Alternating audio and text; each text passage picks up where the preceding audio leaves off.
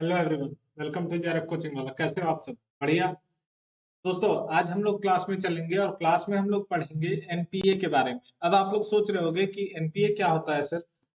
NPA को अगर simple word में हम लोग समझे तो कोई भी NPA means non performing asset. कोई भी एसेट, एसेट मीन्स बैंक का अगर हम बात करें तो बैंक जो लोन देती है, बैंक के लिए वो एसेट है। वो लोन किसी को दी है, वहां से पैसा रिकवर होगा तो उसका एसेट है। जो लिया है लोन वो उसके लिए लायबिलिटी है। तो बैंक का कोई एसेट जो अब परफॉर्म नहीं कर रहा है, मीन्स वो अपना काम नहीं कर रहा है। काम नहीं कर रहा है मतलब अगर बैंक का एसेट पैसा है, वो पैसा लोन की तरह जाता है, वहां से इंटरेस्ट के फॉर्म में आता है और साथ ही साथ जो प्रॉपर अमाउंट है हमारा प्रिंसिपल अमाउंट, तो वो भी आएगा, साथ ही इंटरेस्ट भी आएगा। तो अगर वो प्रिंसिपल अमाउंट आ रहा है, इंटरेस्ट लेके आ रहा है, मतलब वो एसेट काम कर रहा है। अगर वो एसेट नहीं काम कर रहा है, इसका क्या मतलब? वो चला गया, उसके बाद वो इंटरेस्ट नहीं भेज रहा है।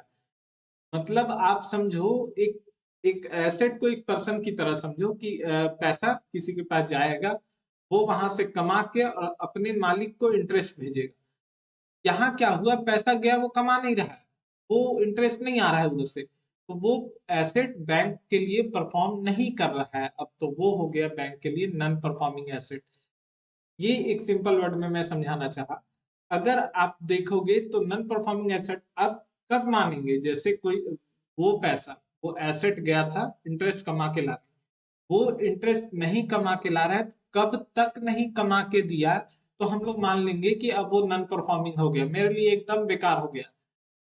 तो 90 डेज एक टाइम टेन्योर डिसाइड किया गया कि 90 डेज तक वो इंटरेस्ट कमा के नहीं लाया ना, तब हम उसको नॉन परफॉर्मिंग एसेट मानेंगे। और उसके बाद आगे क्लासिफाई किया गया है कि हाँ, नॉन परफॉर्मिंग एसेट में भी डाउटफुल एसेट होगा, या आप समझिए डेब्ट, बैड डेब्ट एसेट हो जाएगा।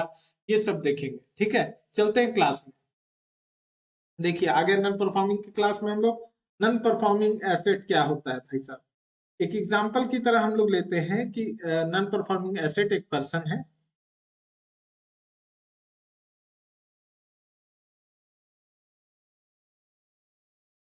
हम्म।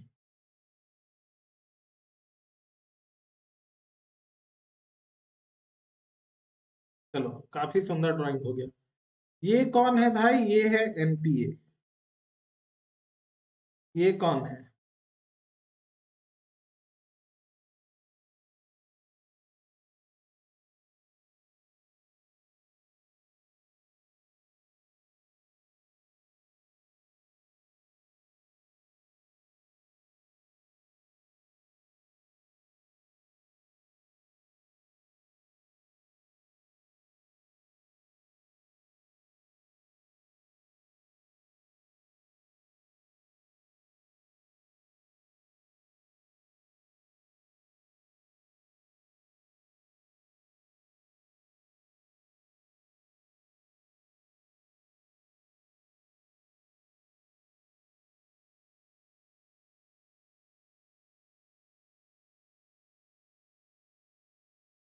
ये है बैंक।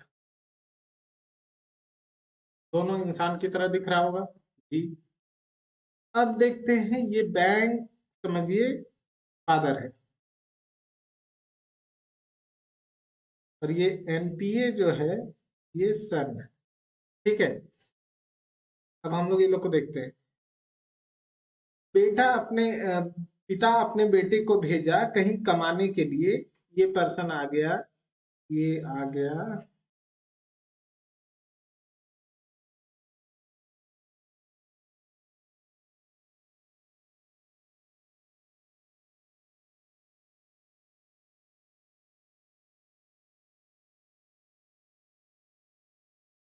ये एक प्लेस है, ठीक है। ये एक घर। बेटा इसको भेजा, पिताजी बोले कि यहाँ जाके तुम काम करो और हर मंथ हमको पैसे भेजना, मनी, ठीक है।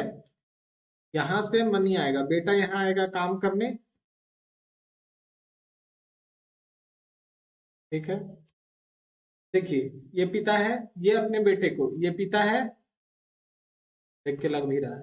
ये पिता अपने बेटे को भेजा कि जाओ बेटा तुम काम करो यहाँ पर और हमको पैसे भेजना हर महीना। बेटा क्या किया, गया काम करके पैसे भेज रहा था। ये बेटा इसके लिए क्या हुआ, ये पर्सन के लिए ये बेटा क्या हो गया, ये परफॉर्मिंग एसेट की तरह हो गया। ये बेटा परफॉर्मिंग एसेट की तरह काम कर रहा है, क्योंकि ये इसका पूंजी, ये अपना पूंजी समझता है बेटे को, ये अपने बेटे को एसेट समझता है। एसेट को भेजा इसके पास, इस प्लांट में एसेट को भेजा और बोला कि तुम यहाँ काम करो और मुझे पैसे भेजो, यहाँ काम करो और मुझे पैसे भेजो। बेटा पैसा भेज रहा है हर महीना, तो बाप के लिए क्या हो गया, पिता के लिए हो गया ये परफॉर्मिंग एसेट। अब ऐसा हुआ कि ये बंदे को यहाँ एक ठो लड़की मिल गई, क्या बात है,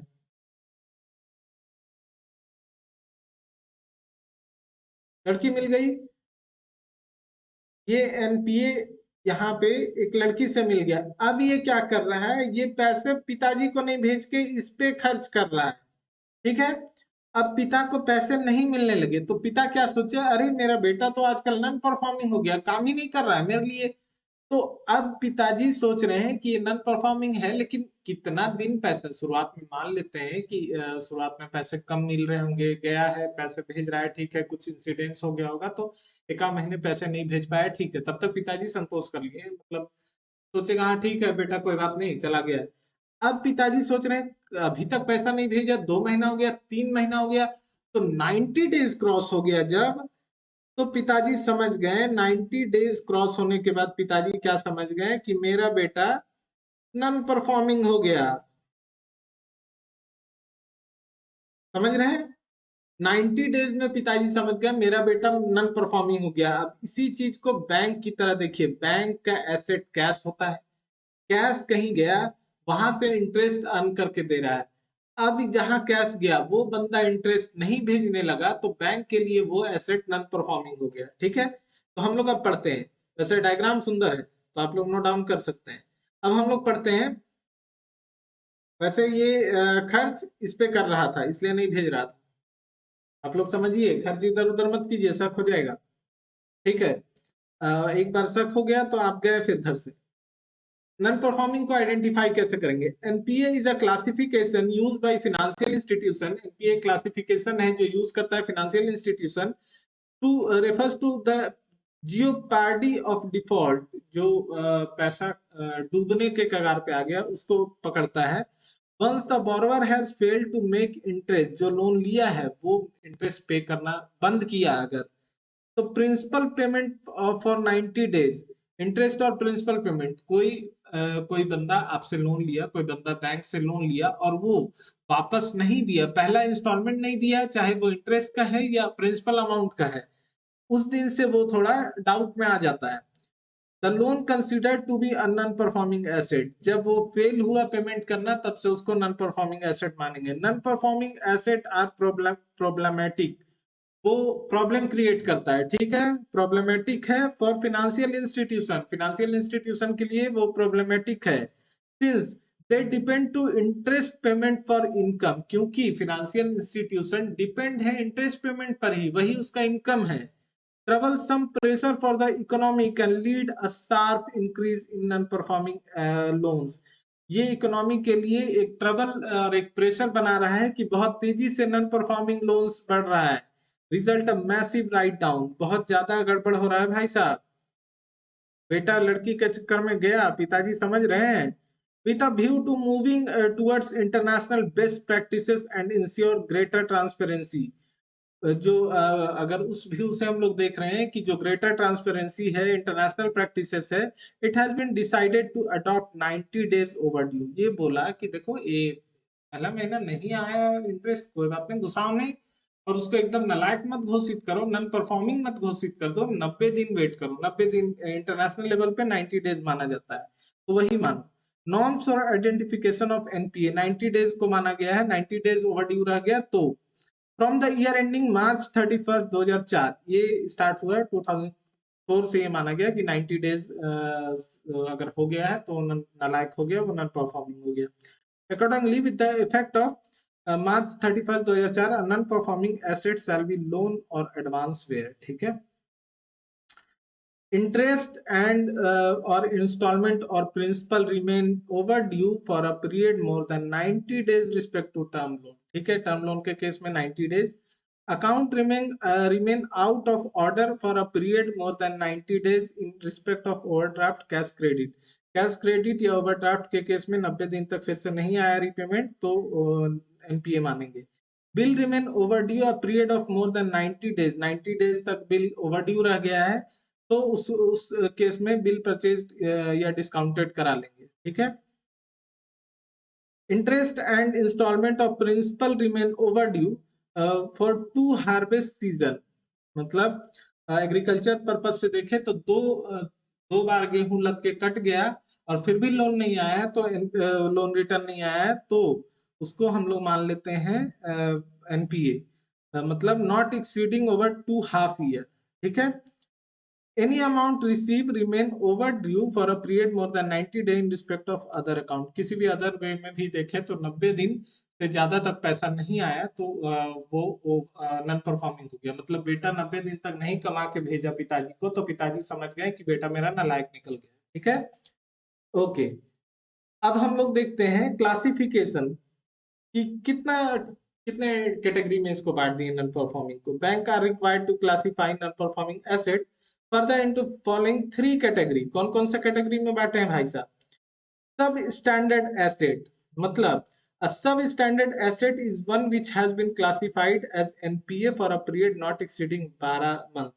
मतलब देखिए जब पहले तो 90 दिन में उसको एनपीए डिक्लेयर कर दी. मतलब आप समझ रहे हैं कि बेटे को नालायक घोषित कर दिया गया लेकिन तो अभी भी उसको सब वो स्टैंडर्ड एसेट तो बचा नहीं. अब उसका क्वालिटी गिर गया, सब स्टैंडर्ड मान रहे हैं अभी. फिर भी बोला जा रहा है कि एनपीए के बाद 12 महीने तक भी अगर वो नहीं कुछ किया तब 12 महीने तक उसको सब स्टैंडर्ड एसेट मानेंगे. 12 महीने बाद उसका नाम चेंज कर देंगे. मतलब 90 दिन तक नहीं भेजा था तो नालायक नाम रख दिए थे नॉन परफॉर्मिंग. 90 दिन अब 12 महीना मान रहे हैं तो 12 महीना तक भी नहीं भेजेगा तो उसको सब स्टैंडर्ड नाम रख दिए. मतलब अभी नाम चेंज हो रहा है. इसके बाद 12 मंथ से और डिले किया नहीं वो भेजा पैसा नहीं आया इंटरेस्ट और प्रिंसिपल अमाउंट तो नया नाम होगा डाउटफुल एसेट. मतलब पिताजी को पूरा शक हो गया अभी डाउटफुल है, नालायक नहीं बर्बाद हो गया, एकदम बह गया है. A doubtful asset is one which has remained NPA for a period exceeding 12 month.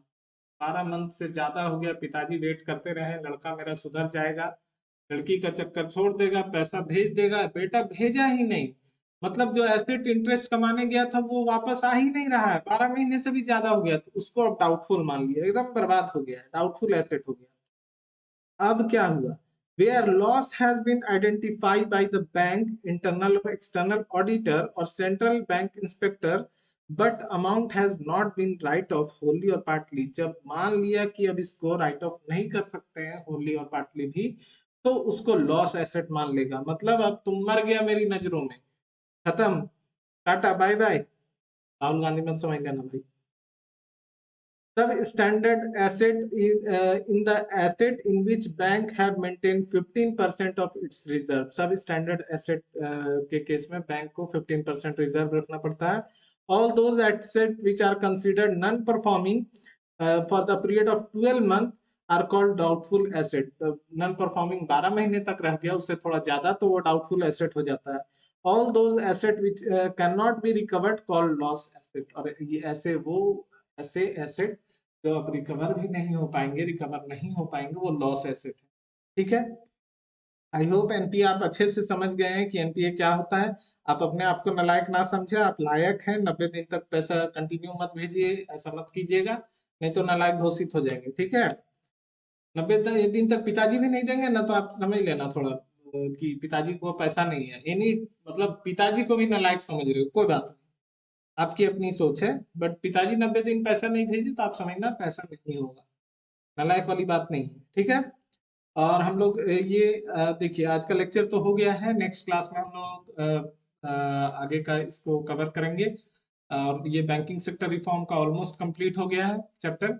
अब हम लोग नेक्स्ट क्लास में डिजिटलाइजेशन पढ़ने वाले हैं, वो हम लोग देखेंगे. कोई भी आपको डाउट है तो आप पूछिए.